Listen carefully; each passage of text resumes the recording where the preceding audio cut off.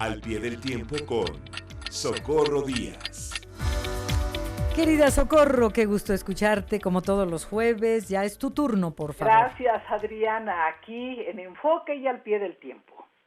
Pues fíjate, Adriana, que hoy quiero hablar de un tema delicado, como es la caída del sistema de salud pública y privada en el país. Válgame. Pero para iniciar mi participación hoy, quiero mencionar algunas noticias de contenido positivo, alentador. Yo las llamo luces en medio de la noche y provienen de personas más que de organizaciones o del gobierno. El fin de semana pasada me sentí muy contenta al enterarme de que una joven mexicana de 18 años, Carla Serrano, ganó la medalla de oro en el Mundial de Atletismo Sub-20 que se realizó en Colombia. Me encantó su voluntad de triunfo y su resistencia, la resistencia de esta muchacha para vencer por segundos a su más cercana competidora, creo que de nacionalidad japonesa. Lo celebré porque acababa de leer que un porcentaje altísimo de adolescentes mexicanos, casi el 80%, entre 13 y 18 años, está padeciendo depresiones muy serias y una gran angustia ante el futuro. Y se comprende, les ha tocado vivir una época de terror colectivo. Por ello, sus padres, sus madres, sobre todo sus mamás, sus familiares, sus maestros, deben animarlos a seguir adelante, a asumir que tenemos que cuidarnos, pero debemos vivir, que les toca a ellos luchar más duro en estos tiempos recios, como decía Santa Teresa de Ávila. Y como Carla Serrano, pueden triunfar e ir adelante. No elijan los caminos fáciles de las drogas, la delincuencia, la prostitución, la fuga de la realidad. Hay que ponerse metas y seguir el camino del estudio, del trabajo y de la lucha para preservar a la especie humana en el planeta y su propio destino personal, poderlo construir. La otra noticia que me pareció asombrosa y ejemplar fue la de Ashley Martínez, niña de 11 años, residente de Jojutla, Morelos, quien ha sido reconocida por la NASA, por el Programa de Colaboración Internacional de Búsqueda Astronómica y por la Sociedad Astronómica Ucrania, por haber descubierto un nuevo asteroide que en los próximos años llevará su nombre. Lo hizo gracias a su genio científico y a los nuevos instrumentos como el Internet, aunque ella dice que tuvo que luchar contra la caída del software en su pueblo. Sí, además, caray. No, y fíjate, y pienso que también ha hecho este descubrimiento científico gracias al apoyo de sus padres y de su entorno familiar y social. En general, los niños y jóvenes como Ashley y Carla y otros que han batido récords en muchas cosas buenas de avances de los jóvenes mexicanos, requieren la protección, la comprensión y el impulso de su medio ambiente social para ir adelante y brillar.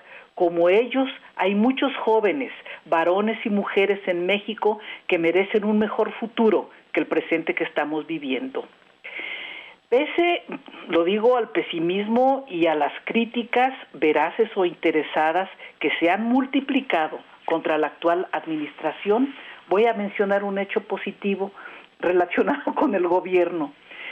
Me parece que es positivo que el gobierno anuncie que ya no dará más permisos para abrir nuevas fábricas de cervezas en el norte del país y que alentará la apertura de estas plantas industriales en los estados del sur, donde se podrán generar más empleos. Estados del sur que tienen mucha agua, que es lo que falta en el norte. Es una medida lógica porque en el sur hay puertos para transportar el producto al extranjero si se trata de exportaciones y hay un mercado amplio de cheleros, tanto mexicanos como centroamericanos. Me anima que la quinta ola de pandemia vaya a la baja y que nunca hayan registrado en estos meses recientes los más de 370,000 contagios activos que hubo en enero de este año. que el máximo registro haya sido de alrededor de 150,000 contagiados y que ayer se haya anunciado que estamos en 91,000. Claro, falta que lleguemos a aquel mínimo de 4,000 contagiados. Para tener estas cifras, creo que han operado dos cosas: las vacunas anti-COVID y la tremenda, ejemplar disciplina de un alto porcentaje del pueblo de México. Me asombra el número de personas con cubrebocas en las calles y en el transporte público, a diferencia de las imágenes provenientes de los países europeos o de Estados Unidos. Creo que los medios de comunicación masivos han contribuido a esta educación colectiva. Sin duda, en el lado oscuro hay asuntos políticos y jurídicos muy cuestionables y sujetos a una larga discusión y a una etapa de dimes y diretes. Ya nos iremos ocupando en serio de algunos de ellos, como el que acabas de mencionar. El tema oscuro que más me preocupa hoy es el desplome en México del sistema de salud, tanto público como privado. En el país hay una caída en la calidad de los servicios médicos y hay desabasto y carestía de medicamentos bajo el principio aquel de que no existe nada más caro que lo que no hay. Mientras las personas y las familias peregrinan por farmacias o recurren a amigos y familiares en otras ciudades para que les ayuden a obtener los medicamentos que necesitan para vivir, las grandes empresas farmacéuticas en el mundo han ganado, gracias a la pandemia, 685,000 millones de dólares, aunque lo que va del año se haya registrado una leve disminución de 27,000 millones de dólares en sus ganancias. Debido al avance de la vacunación y a que entraron al mercado a hacerles la competencia las empresas fabricantes de armas, debido a la invasión de Ucrania y todos los asuntos subsecuentes. De todas formas, su valor bursátil se elevó en 274,000 millones de dólares al día de hoy. Las farmacéuticas en México explican que el costo de los medicamentos es tan alto por la ruptura de las cadenas de distribución y por el alza de los precios de hasta 300% en el transporte mediante contenedores que transportan el 55% de los insumos que se requieren en la industria nacional. Tienen estimado, de todas formas, que este año la actividad de la industria farmacéutica en México crezca el 36% en este año de crisis.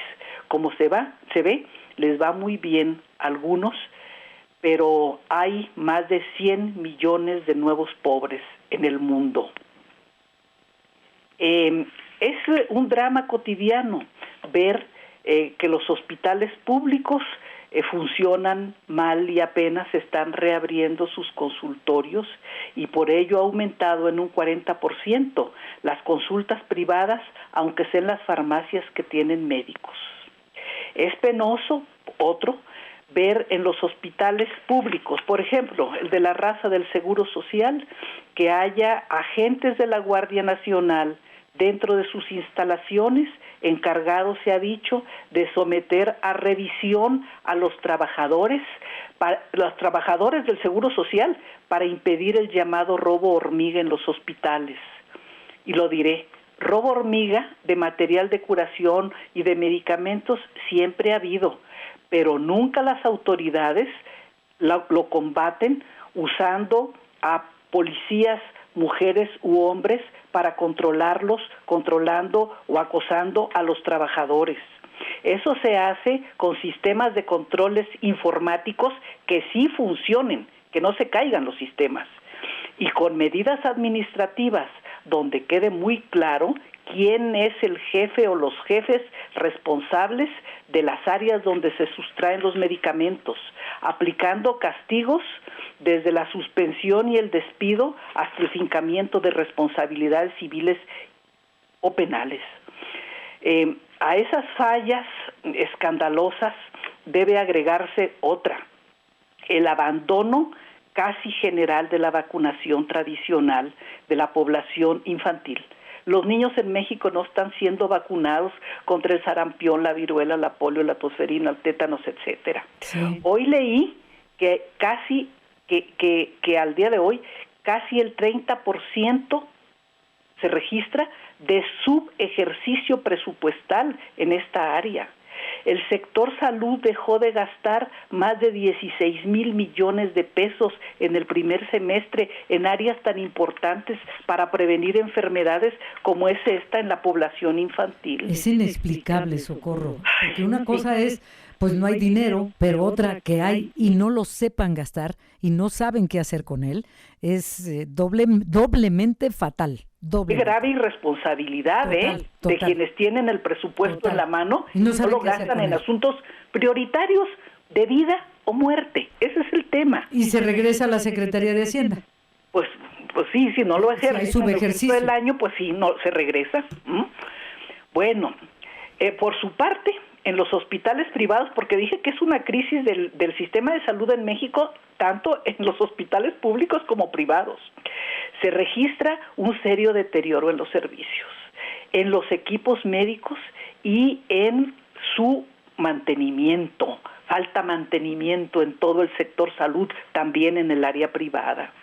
Sus dueños suben los precios y mucho, y no dan mantenimiento a los equipos, por ejemplo, de quirófanos o de laboratorios, aunque hagan obras de relumbrón con pintura y resane en los edificios.